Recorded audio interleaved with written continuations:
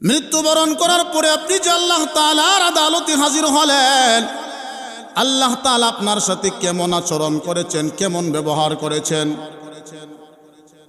হযরতে বাইজিদ বুস্তামি রাহমাতুল্লাহি আলাইহি বলতেছেন, হে মুরিদ, আমি তো আল্লাহ তাআলার দরবারে মারাত্মকভাবে ধরা খেয়ে গিয়েছিলাম। মুরিদ বলে, ও বাইজিদ, আপনি একজন বড় বুজুর্গ আল্লাহওয়ালা মুত্তাকি ব্যক্তি, আপনি আল্লাহ তাআলার দরবারে কেমনে করে ধরা খাইছেন, আমাকে একটু বিষয়টা সুন্দর করে বুঝায় বলুন। হযরতে বাইজিদ বুস্তামি রাহমাতুল্লাহি আলাইহি বলতেছে, মুরিদ, আমি যখন ইন্তিকাল করলাম, ইন্তিকাল করার পরে আমাকে যখন কবরে রাখা হইল, আল্লাহ তাআলা আমাকে জিজ্ঞাসা করতেছেন, হে বাইজিদ, দুনিয়ার জমিনে তুমি আমার অগণিত নিয়ামতের উপরে ডুবিয়াছিলা, আমার অগণিত নিয়ামত পাইয়া, অগণিত নিয়ামত খাইয়া, নিয়ামতের উপরে বিচরণ করিয়া, ও বাইজিদ, আমি আল্লাহ জানতে চাই, তুমি যে ওই ইহকাল ত্যাগ করে পরকালে আসছ, আমি আল্লাহর জন্য তুমি কি কইরা আসছ, কি নিয়ে আসছ? জোরে বলুন না সুবহানাল্লাহ। হযরতে বাইজিদ বুস্তামি রাহমাতুল্লাহি আলাইহি বলেন, আল্লাহ তাআলা যখন আমাকে প্রশ্ন করলেন, প্রথম দিক দিয়ে আমি বড় আনন্দ হয়েছিলাম। আমি তো আমার আমলের ঝুলির মধ্যে তাকায়া দেখি, আমার আমলের ঝুলির মধ্যে অনেক নেক আমল আছে, আমার আমলের ঝুলির মধ্যে হাজার হাজার রাকাত নামাজ আছে। আমি বাইজিদ বুস্তামি রাহমাতুল্লাহি আলাইহি ওয়াক্তিয়া নামাজ পড়েছি, আমি তো ওয়াজিব নামাজ পড়েছি, আমি তো সুন্নতের উপরে বড় পাবন্দি ছিলাম। আমি আমার আমলের ঝুলির মধ্যে তাকায়া দেখি নামাজের কোনো কমতি নাই। আমি আমার আমলের ঝুলির মধ্যে তাকায়া দেখি আমার আমলের ঝুলির মধ্যে কোরআনের তাফসির আছে, হাদিসের ব্যাখ্যা আছে। মনে বড় আনন্দ পাইতেছিলাম, হঠাৎ করে আমার বিবেকে কাজ করতেছে, হে বাইজিদ,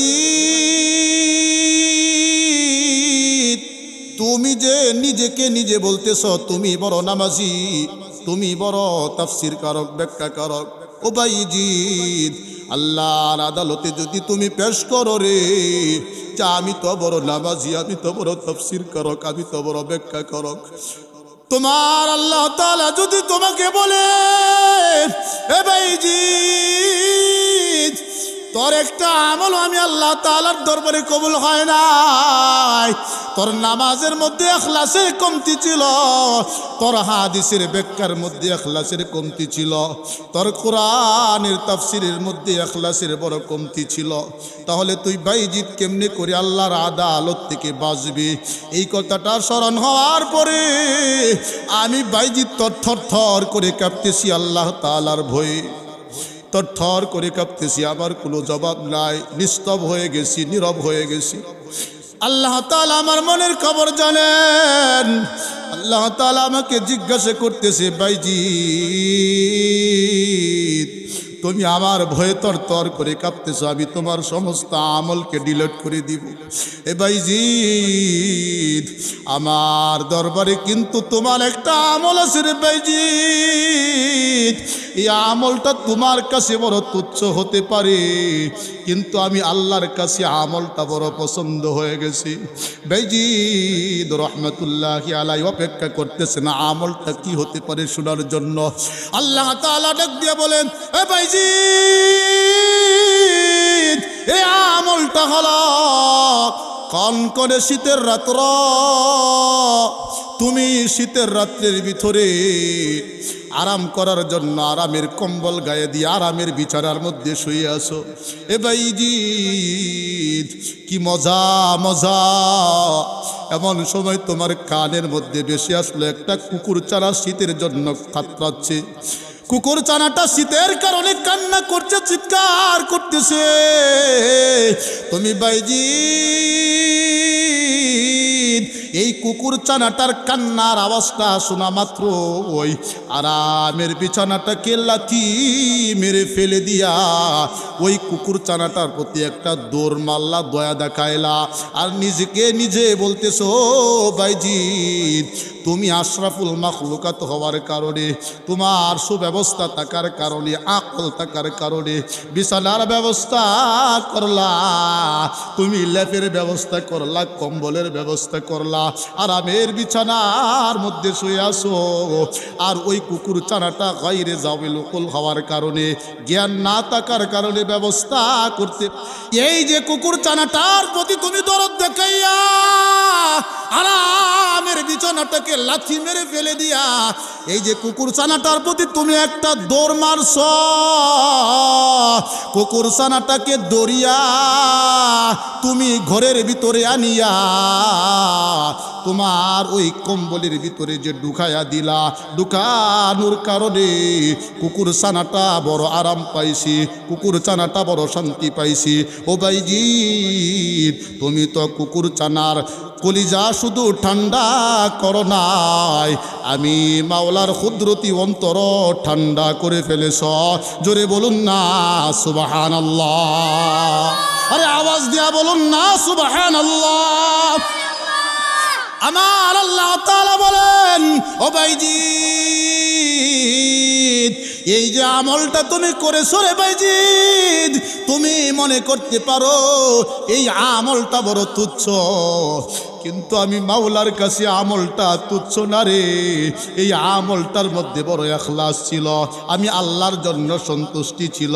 এজন্য ভাইজি তোমার সমস্ত আমলের মধ্যে আমি এই আমলটাকে বড় মনে করি, সবার উপরে স্থান দিয়া দিলাম। আওয়াজ দিয়া বলুন না সুবহানাল্লাহ। কি মনে করছেন?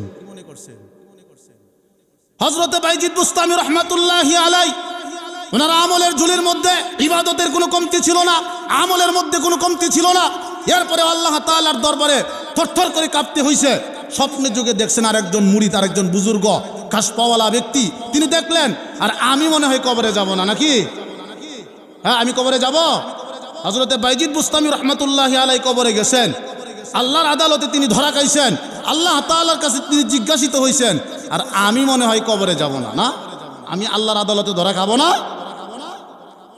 100% এতে কোনো সন্দেহ নাই, আমাকে যে আল্লাহ তাআলার দরবারে উঠতে হবে। কথা বলুন ঠিক কিনা?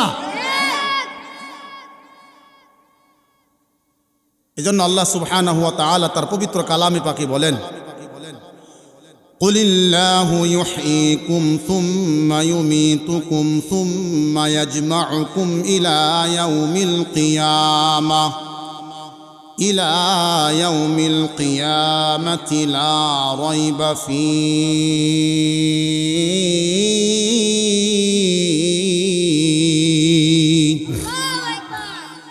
আমার আল্লাহ সুবহানাহু ওয়া তাআলা বলেন কুলিল্লাহু ইউহয়িকুম সুম্মা ইউমীতুকুম সুম্মা ইয়াজমাউকুম ইলা ইয়াউমিল কিয়ামা। কুলিল্লাহু ইউহয়িকুম, ওগো পয়গম্বর আপনি আপনার উম্মতদেরকে জানায়া দিন, ইউহয়িকুম আমি আল্লাহ তাআলা এদেরকে জীবিত করছি, সুম্মা ইউমীতুকুম আমি আল্লাহ এদেরকে মৃত্যু দিব, সুম্মা ইয়াজমাউকুম আমি আল্লাহ তাআলা এদেরকে একত্রিত করব, জমা করব। কোন দিন করব? ইলা ইয়াউমিল কিয়ামা, কিয়ামতের দিন আমি জমা করব। আল্লাহ তাআলা এই কথাটা বলার পরে নিজেই আবার নাকুচ করে দিতেছেন যে বান্দা কোনো সন্দেহ নাই, লা রাইবা ফি, আমি আল্লাহ তাআলা তোমাকে যে মৃত্যু দিব, তোমাকে যে জীবিত করব, তোমাকে যে একত্রিত করব কিয়ামতের দিন, এটার মধ্যে বিন্দু পরিমাণ কোনো সন্দেহ নাই। আওয়াজ দিয়া বলুন না সুবহানাল্লাহ। আল্লাহ বলে দিতেছেন, লাইন অফ জিন্সের মাধ্যমে আল্লাহ তাআলা বলে দিতেছেন লা রাইবা ফি, এতে কোনো সন্দেহ নাই যে তুমি আমি আল্লাহ তাআলার দরবারে তোমাকে আসতে হবে, আমি যে তোমাকে আবার একত্রিত করব, জিন্দা করব, আবার আমি তোমাকে যে প্রশ্নের সম্মুখীন করব যে তুমি দুনিয়াতে ছিলা, দুনিয়াতে তুমি কি করে আসছো, আমার নিয়ামত পাইয়া, আমার নিয়ামত পাইয়া, আমার নিয়ামতের উপরে বিচরণ করিয়া তুমি কি করছো, এটা যে আমি জিজ্ঞাসিত করব, এটার মধ্যে বিন্দু পরিমাণ কোনো সন্দেহ নাই। এজন্য ভাই খালি ঘুমায়া আসি মাগার মতো, খবর নাই, খবর নাই কে রে? আরে আমি তো মুসলমান, আমার দাদা আছেন মুসলমান, আমার বাপ আছেন মুসলমান, আমি নিজেও মুসলমান, আমি তো ঈমানওয়ালা, আমি মরার পরেই আল্লাহ তাআলা আমার জন্য জান্নাত রাখছেন, এই আশায় বই রয়েছি। কাম হবে না, নকল লেবাস দিয়া কোনো কাম হবে না। বাজারের মধ্যে নকল ব্যবসায়ী যারা বেশি দিন টিকতে পারে না, কথা বলেন ঠিক না? অরিজিনাল ব্যবসায়ী যারা, তারা অনেক স্থায়ী হয়, লম্বা সার্ভিস দেয়, কিন্তু নকল ব্যবসায়ী যারা, তারা বেশি দিন টিকতে পারে না। নকল ব্যবসায়ীর একটা জোয়ার আসে, কিছুদিন পরে আবার শেষ। এজন্য আমি বাপ সূত্রে, বংশসূত্রে মুসলমান হয়েছি বিদায় আমার মুসলমানিত্ব যে ঠিক থাকবে এটার কিন্তু কোনো নিশ্চয়তা নাই, যদি আমি আল্লাহ তাআলার হুকুম নবীর তরিকার উপরে না চলি। কথা বলেন ঠিক কি না? লেবাসদারি, এরকম নামদারি মুসলমানের কোনো দাম নাই আল্লাহ তাআলার কাছে। আল্লাহ তাআলা দেখেন বান্দার অন্তর, কি দেখেন? বান্দার অন্তর।